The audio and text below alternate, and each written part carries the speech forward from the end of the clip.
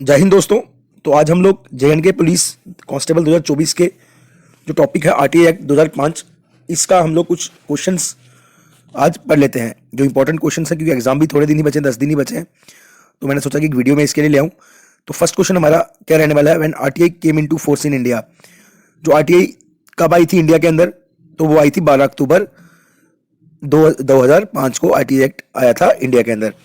अगर मैं 15 जून 2005 की बात करूं, तो 15 जून 2005 में क्या हुआ था, ये आरटीआई एक्ट लॉ पास किया गया था पार्लियामेंट के अंदर।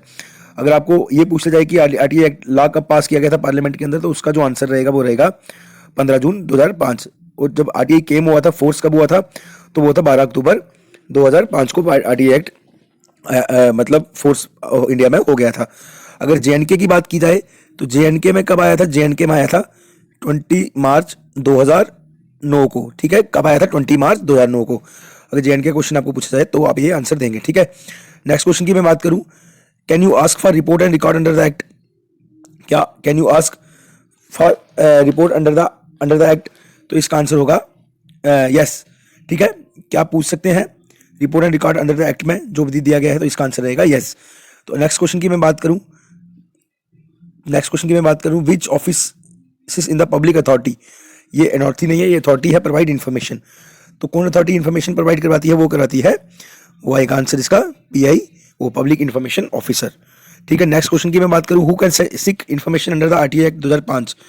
मतलब कौन जो है इन्फॉर्मेशन ले सकता है आरटीआई एक्ट 2005 के अंतर्गत, तो इंडिविजुअल सिटीजन। तो इसका आंसर क्या आएगा, इंडिविजुअल सिटीजन। क्या आएगा, इंडिविजुअल सिटीजन, कोई भी ले सकता है। ठीक है, नेक्स्ट क्वेश्चन की मैं बात करूं, तो नेक्स्ट क्वेश्चन हमारा क्या रहेगा, नेक्स्ट क्वेश्चन हमारा रहेगा, with in what time should the information be provided in normal case.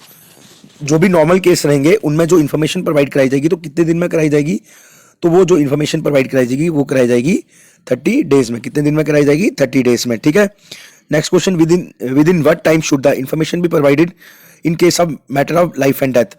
Life और डेथ के केस में जो इन्फॉर्मेशन प्रोवाइड कराई जाएगी वो कितने दिन में प्रोवाइड कराई जाती है, तो वो करवाई जाती है 48 हावर्स। मतलब 48 हावर्स मतलब 2 दिन में ये इन्फॉर्मेशन प्रोवाइड कराई जाती है। ठीक है, 2 डेज में। इफ इन्फॉर्मेशन इज डिनाइड, अगर आपकी इन्फॉर्मेशन को डिनाइड कर दिया जाए या तो आपको नहीं दी जाए, वट कैन यू डू, तो आप क्या करेंगे, fight with PIO, request again.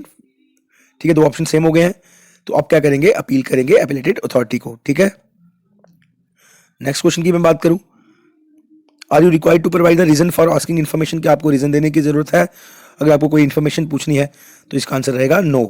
ठीक है, आपको कोई भी रीजन देने की जरूरत इसमें नहीं पड़ेगी। Next question, what can you do if the first appeal is also not replied to. अगर आपकी फर्स्ट अपील को नहीं दिया जाए रिप्लाई, तो आप क्या करोगे, तो आप अपील करोगे टू इन्फॉर्मेशन कमीशन को। किसको अपील करोगे, टू इन्फॉर्मेशन कमीशन को। ठीक है, नेक्स्ट क्वेश्चन आएगा, can you complain to the information commission in case of denial of information by appellated authority. तो अभी हमने ऊपर पढ़ा, तो इसको हम लोग क्या करेंगे, यस। ठीक है, next question, when an application is received through the APIO assistant public information officer, तो what is the time limit for providing information. तो टाइम लिमिट कितना होता है इसका, तो इसका टाइम लिमिट जो होता है वो होता है 35 डेज। ठीक है, who has the owners burden of proof through the appellate process under RTI act 2005। तो वो जो सबूत है, जो भी अपीलेंट जो भी अपील करेगा उसका किसके पास रहेगा, वो रहेगा पीआईओ के पास, मतलब पीआई पब्लिक इन्फॉर्मेशन ऑफिसर के पास। ठीक है, अब अगला क्वेश्चन है, what is the fee for filing an appeal. Fee कितनी रहेगी, तो फीस जो इसकी होती है वो होती है 10 रुपीज़। कितनी रहती है, 10 रुपीज़। ऊपर वाले क्वेश्चन का आंसर क्या था, पीआईओ। ठीक है, नेक्स्ट क्वेश्चन है, with in what time the second appeal should be filled. मतलब आप कितनी देर में जो सेकंड अपील है वो फिल कर सकते हैं, तो उसके लिए जो टाइम लिमिट दी गई है वो है 90 days. Who appoint the central chief information commission. ये भी क्वेश्चन इंपॉर्टेंट है, कौन अपॉइंट करता है सेंट्रल चीफ इंफॉर्मेशन कमीशन को, तो वो अपॉइंट करता है president of India. Next question की बात करूं, who is the first central chief information commissioner. तो first central chief information commission कौन था, तो वो थे श्री वजाहत हबीबुल्लाह। ठीक है, ये थे first central chief information commission. ये भी क्वेश्चन इंपॉर्टेंट है। How many members including chief information commissioner can be in the central information commission. तो वो कितने मेंबर्स होते हैं, वो होते हैं 10 मेंबर्स। कितने रहते हैं, 10 मेंबर्स। ठीक है, नेक्स्ट क्वेश्चन की बात करते हैं, who is the current chief information commissioner. ये क्वेश्चन आ सकता है आपको एग्जाम में। तो इस समय जो करंट चीफ इंफॉर्मेशन कमीशन है वो कौन है? वो है हीरालाल समरिया जी। कौन है? हीरालाल समरिया जी। ठीक है, नेक्स्ट में बात करूँ, which of the following is the correct mode of payment for RTI request fee. आप जो फी है वो कौन कौन से मोड से दे सकते हैं? Demand draft, bank cheque, Indian postal order, cash. तो इसका आंसर रहेगा ऑल ऑफ दिस, आप किसी भी तरीके से दे सकते हैं।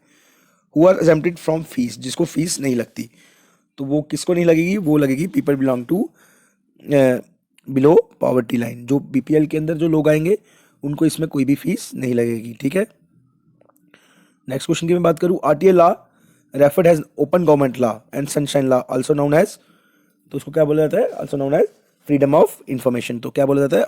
Freedom of information. ठीक है, नेक्स्ट क्वेश्चन की मैं बात करूं तो first state to introduce the law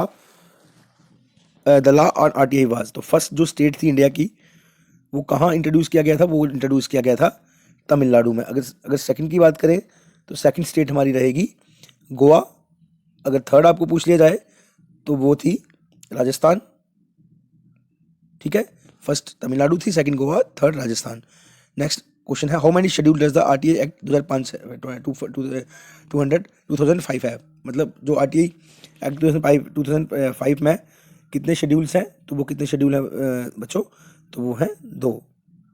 next question की मैं बात करूं, Indian citizen have the right to information because of judgement of supreme court, implementation of law, international law by Indian government, a law pass by the parliament of India, implementation by governor.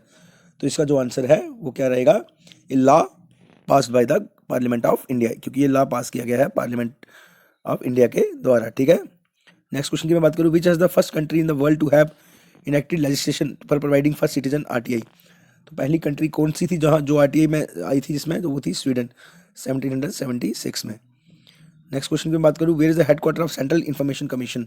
Central information commission का headquarter कहाँ है? तो वो है न्यू दिल्ली में।